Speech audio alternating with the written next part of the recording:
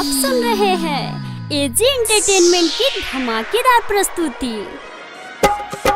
DJ Arman Siddiqui मेहरवा।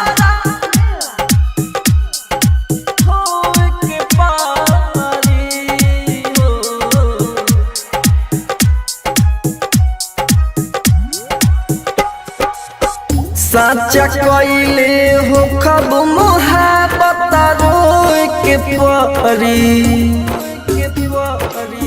साचा कइले हो खब मोहब्बत रोए के परी।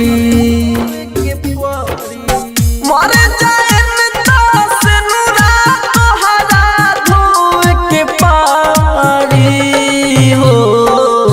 हमारा जैसन लइका तोहरा जोहि के परी।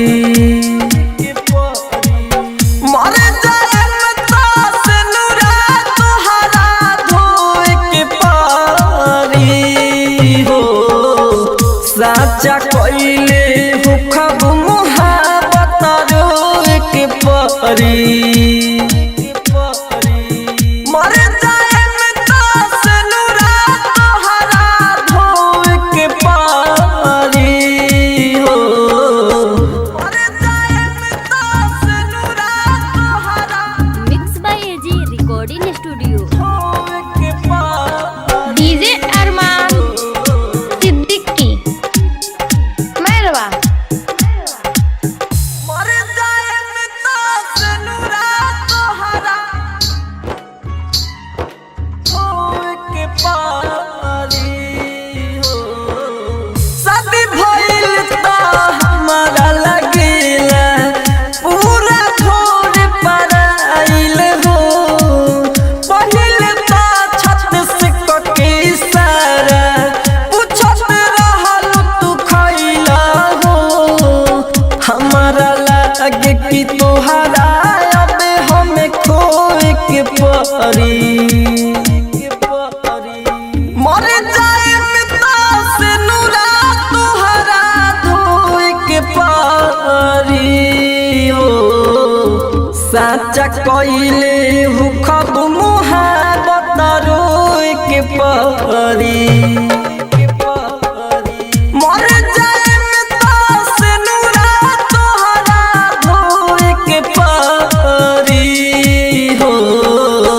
मर जाए से नूरा तोहरा आप सुन रहे हैं एजी एंटरटेनमेंट की धमाकेदार प्रस्तुति। डीजे अरमान सिद्दीकी मेहरवा। मर जाए से नूरा तोहरा धोए के पारी हो। राइटर विदेशी से काहे गोरी मुहावा फेर के रहेलू। राज राजधानी के पाके सुना उनके ओरी तू बाहेलू। मन बुझे नहीं बतिया त हमारा सोए के परी। मर जाए से नूरा तोहरा धोए के पारी हो। साचा कइले हो कब मोहब्बत रोए के परी। मर जाए से नूरा तोहरा धोए के पारी हो। रिकॉर्डिंग स्टूडियो रोशनपुर सपहा।